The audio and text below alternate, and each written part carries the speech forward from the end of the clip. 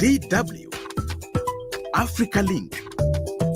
In a time when civic space is shrinking and human rights defenders face unprecedented threats, how do activists across Africa continue to resist, rebuild, and reimagine justice? Across Africa, the struggle is urgent. In Uganda, harsh laws have targeted free expression and LGBTQ communities. Whilst in Eritrea, indefinite military conscription and the absence of a free press keep citizens in silence. This is just to name but a few. In this episode, we amplify the voices of activists who refuse to be silenced and who are reimagining the future of justice across the continent. I have seen more often on streets and so many places. If you go into a market, if you go into a business center, perhaps you may be limited by police. I would be either arrested, abducted, beaten on ground. No, I cannot. In this Uganda today, I do not think so. Unless maybe when I'm putting on the yellow color of the ruling party. But if I was put on another color like red, blue, these other cropping political party colors, my friend, I would not survive the night. That's what's coming up. Stay tuned. My name is Josephine Mahachi. Welcome to Africa Link, the podcast that connects you to the stories that matter from and on Africa. Africa Link, every weekday here on DW. The Third Annual Activist Symposium is a landmark gathering of human rights defenders, grassroots organizers, and thought leaders from across Africa convening in Johannesburg on September 16 to 17. This symposium, centered on the theme Navigating Activism in an Anti-Human Rights Era, is of utmost importance as it provides a space for activists to share strategies, exchange experiences, and build solidarity. Digital surveillance, disinformation campaigns, and shrinking civic freedoms. More than just a conference, it is a collaborative platform where voices from diverse movements, feminist organizers, environmental defenders, pro-democracy advocates, and community leaders come together to reimagine justice and strengthen South-to-South alliances. The symposium serves both as a reflection on the challenges facing civil society and as a launchpad for new visions of resistance, resilience, and collective power. Now, my colleague DW's Diane Walker is at the symposium and brings us a discussion she had with Omhle Chinkila, project coordinator at the Right to Protest project, and Sututukile Mkize, head of civil and political justice at the Center for Applied Legal Studies. Take a listen. Joining me now is Walda Kezashaka, who is a Senior Program Officer for African Defenders and Defend Defenders. Walda, just first of all, tell us a little bit about these organizations, Defend Defenders and Africa Defenders. In summary, what do they do and what's the focus? African Defenders is the Pan-African Human Rights Defenders Network. So we are a network that has 5 sub-regional human rights defenders networks, so covering the 5 sub-regions on the continent. And our primary role as a Pan-African network is to coordinate the work of these 5 sub-regional networks to ensure that there's harmony, there's no duplication of efforts, but also solidarity in all the work that we do. So the Secretariat of African Defenders is hosted by Defend Defenders, which is the Eastern Horn of Africa Human Rights Defenders Project, and we're based in Kampala, Uganda. Okay, great. So a lot of collaboration in your work. And here at the symposium, we're hearing a lot about the growing need for that kind of collaboration, because it seems like the authoritarians and the governments themselves are learning from each other, adapting their tactics, and in a way also starting to collaborate on ways to oppress communities. Tell me a little bit about some of the trends that your organization is coming across when it comes to authoritarianism or anti-democratic behavior. Okay, so firstly, like you just say, the political environment generally across the continent is very volatile. So it's either we're dealing with cases of conflict, armed active conflict in a lot of countries on the region. We have elections that normally end up in crisis contexts. And in cases where human rights defenders rise up to address accountability issues, to address governance issues. So that could be through protest, it could be through even just simply engaging some of these entities or the mechanisms that are national mechanisms that are duty bearers to these different rights. It normally ends up in some sort of crisis and pushback and repression. So the current trends that we're seeing in terms of the environment that's not being enabling to the work of human rights defenders is the laws that are restrictive, either those that are already existing or using those that are existing and finding the authoritarian states finding loopholes within those laws to implement them in a way that suppresses the work of human rights defenders and stifles their work. Then we're looking at new laws being proposed. Some of them were discussed in the panel today, such as the cybersecurity laws and similar laws that repress defenders further. We're also looking at transnational repression. It was also heavily discussed today. So in that case, it's human rights defenders that even seek safety elsewhere when their home countries are not safe anymore. But this still transcends the borders and still goes across, and they're still being persecuted even when they're in countries that are not their homes. Then we also have AI and digital repression, which is definitely on the rise. So as the movement and as civil society becomes more creative and more innovative with the approach that they use to activism, the states also become more creative. So as activism moved online, we saw this mostly as an outcome of the COVID-19 era, and people familiarizing themselves with the tools that we have digitally and using those to advance their work. So there were a lot of gains that came out of that, but in response to that, then we're seeing states also mobilizing around repression online. I mean, really interesting, but also scary that these online threats are now kind of also impacting on people's direct lives. There's a lot of talk here at the seminar also about collaboration, South-South collaboration, and not only dealing with the African continent. How can African activists learn more from movements in Latin America or even in Asia to better improve their activism? Okay, so this is something we've also, as a network, we've been really been intentional about. So beyond South to South solidarity, maybe just to go back to the first point that you mentioned about collaboration, that is the entire rationale around what African Defenders is and working in the model of a network. This creates a space for people to be connected right from the top to the grassroots. So this means connecting people from North Africa to the most remote area in Lesotho. It's making sure that everyone is together and providing opportunities for us to work together. So it's working as in the model of a network brings a solution to a lot of the issues that we're facing and those that were brought up around collaboration and why there's a need for exchange.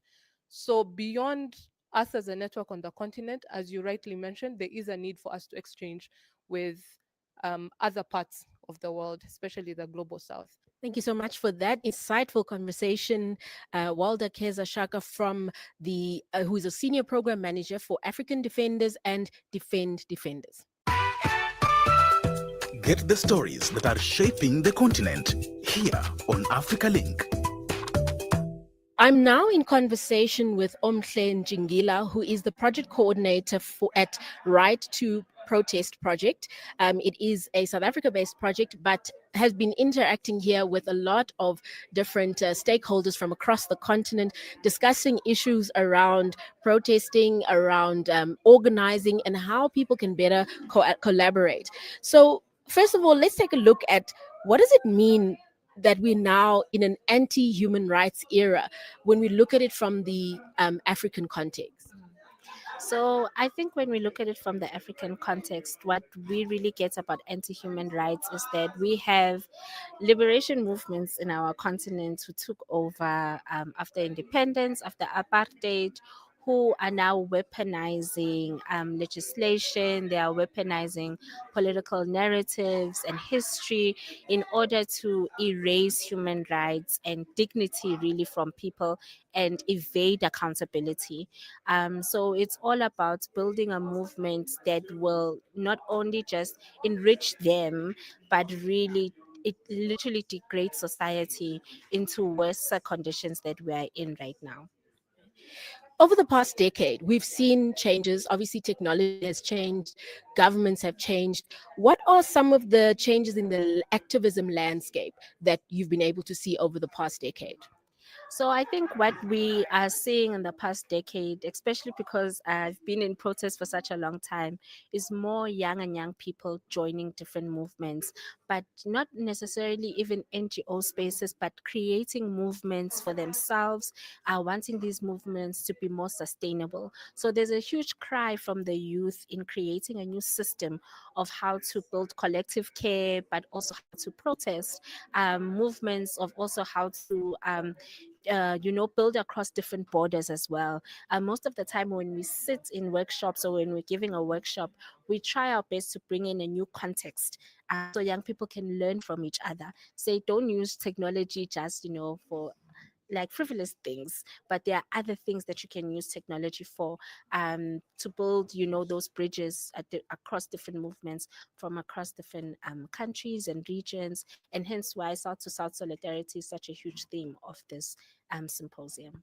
South to South solidarity, we heard it from a number of speakers, and also a lot of hope as to how people can actually work together going forward.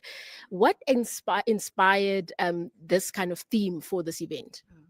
I think what really is just our work context. We sat down as a team and really started to pen out what exactly are we seeing on the ground, what is exactly emerging from the cases that we are taking in court, the people that we are engaging, new clients that are calling us, like the migrant community in South Africa as well. But we are seeing that it's not only just a South African issue, it's a global movement. And how can we also be part of this?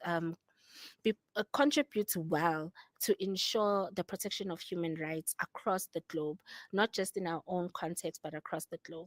When we look at your organization, it's right to protest, and it's advocating being able to be out there on the street or even just to sit with a poster outside. But safety is a real concern. How do you deal with that right to protest and safety when we're also hearing from activists that police have gotten extremely heavy handed? I think for us, we look at, and it's good to always work with different partners who understand different contexts. For us, one, we always have a safety mechanisms and tools that we provide to communities on safe ways to protest if you feel like your environment is too heavy handed. But at the same time, we also don't want to undermine our voice as the right to protest in speaking against the use of excessive force, not only just in our country, but across the region, across the globe. So it's very important for our organization to give those activists and communities tools to stay safe on the ground, but while still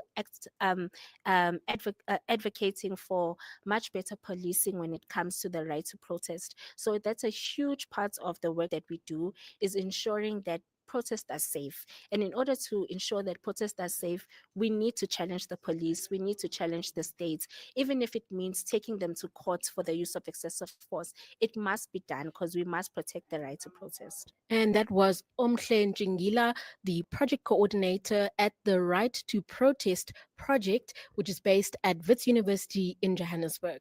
Many thanks for that discussion. Uganda's human rights record has drawn global concern due to widespread abuses. Security forces are often accused of violently suppressing protests, arbitrarily arresting opposition figures, and silencing journalists. Most recently, the passage of harsh anti-LGBTQ+ laws has also criminalized identity and advocacy, putting lives at risk and undermining basic freedoms. These actions reflect a broader pattern of shrinking civic space and intolerance for dissent. We also took the discussion there in Uganda, where my colleague DW's Frank Higa also spoke to Adolphe Mbaine, a political analyst at Makerere University. How would you characterize the current human rights landscape in Uganda, especially in relation to political dissent and civil liberties? As a country, we had made straight towards human rights observance and protection, especially after President Yoweri Museveni came to power in 1986. And as you know, the Ugandan 1995 Constitution has an elaborate Bill of Rights written into that Constitution.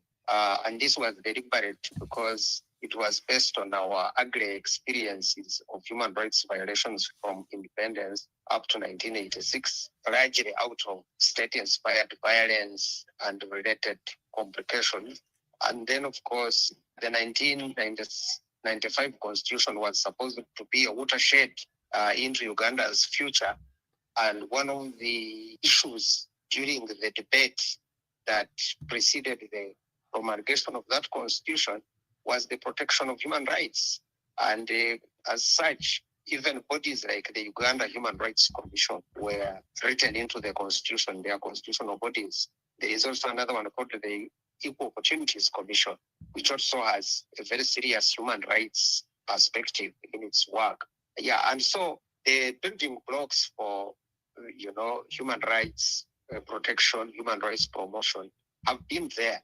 But of course, in recent years, we have seen acts of state agencies that bring back memories of the past in terms of human rights violations that a lot of observers will point to as not nice and against the spirit of the 1995 Constitution with regard to human rights protection or promotion and observance. Okay, now what patterns of repression have emerged under President Museveni's government, and how do they compare to previous years? I wouldn't say that the violations today are on the scale of yesterday decades, but of course there is always the worry that they could escalate into a similar pattern, because today you will hear on the streets of Kampala about abductions, especially of political opponents. People are brutally arrested during broad daylight and made to disappear. Some of them eventually come out, are brought to the courts of law way beyond the 48-hour constitutional limit on detention without trial. Most of them in a very bad state of torture, and some of them can't even speak or walk and so on. And this is really not nice. So that is one.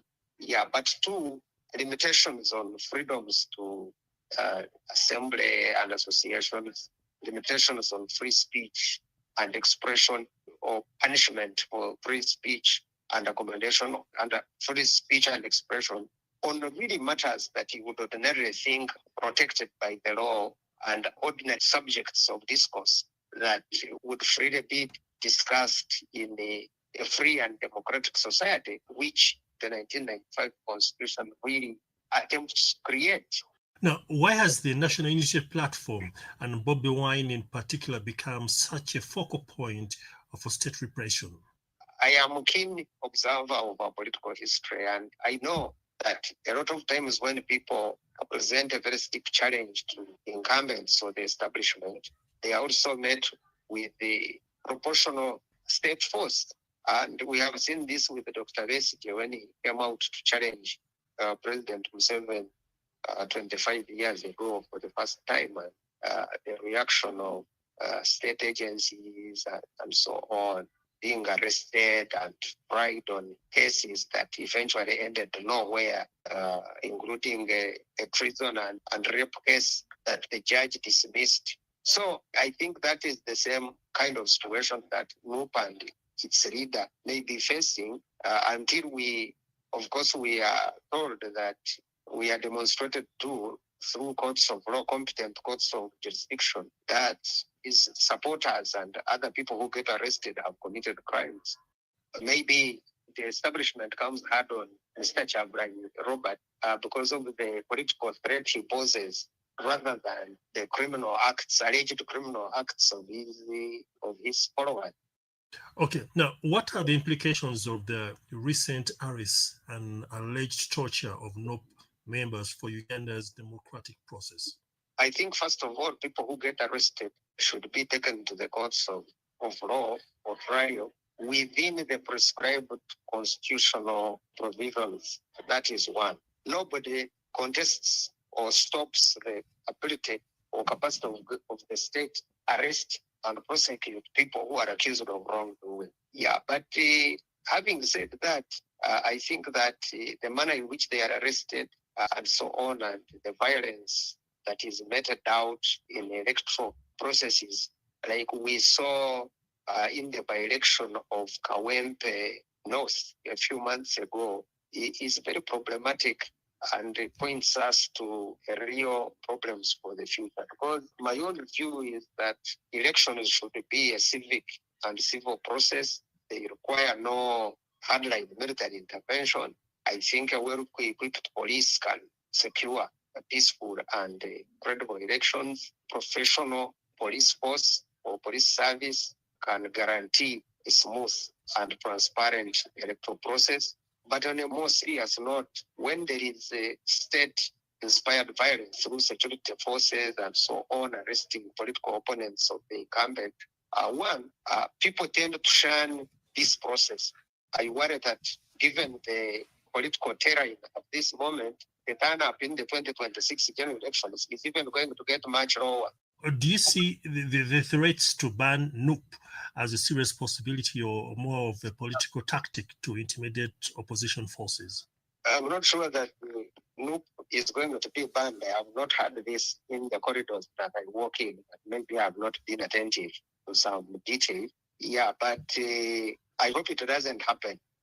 Because even if it does, you can ban a political organization. But even if you did, what would it help? Because the supporters of National Unity Platform believe in something, believe in an idea, have a certain political ideology. So if you ban National Unity Platform, you have not banned what people think and their preferences and so on. And so it wouldn't help anyone, banning a political party. Then you have created more problems than you have. Now, how independent are Uganda's institutions like the Judiciary and Electoral Commission in handling politically sensitive cases? There is worry. There is increasing worry about the independence of Uganda's state institutions, the Judiciary and the Electoral Commission being two amongst those. Let me tell you, there is a very, very interesting statistic. All judicial officers in Uganda who are appointed by the president have been appointed during Mr. Museveni's tenure. From the Chief Justice went to the lowest judicial officer that is appointed by the president. Now, Doctor, what would a peaceful transition of power look like in Uganda, and is it still a viable possibility?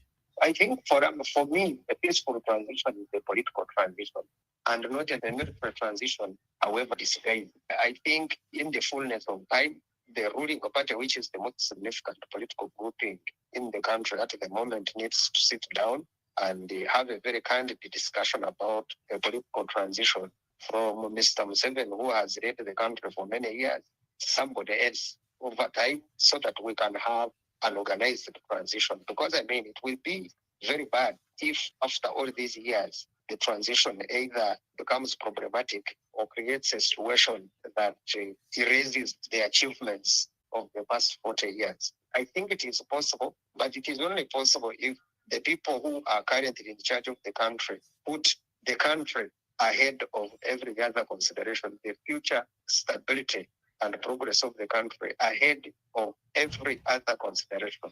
If it doesn't happen, of course, then, whatever happens is a moot point. DW's Frank Higa there speaking to Adolphe Mbaine, a political analyst at Makerere University. The world must do better by protecting civil freedoms, safeguarding activists, and rejecting laws that silence dissent. Only through accountability, solidarity, and respect for human rights can Africa move toward a more just and democratic future. That's it for this edition of Africa Link. Remember, you are not just a listener, but a crucial part of our community, and your engagement can shape the direction of every discussion we have. We value your insights and encourage you to share your thoughts with us. Remember, you can find all of the Africa Link podcast episodes on Spotify and Apple, or wherever you listen to your podcasts from. This episode was co-produced and edited by Isaac Mugabi. My name is Josephine Mahachi. Thanks for listening. Until the next one, it's bye for now.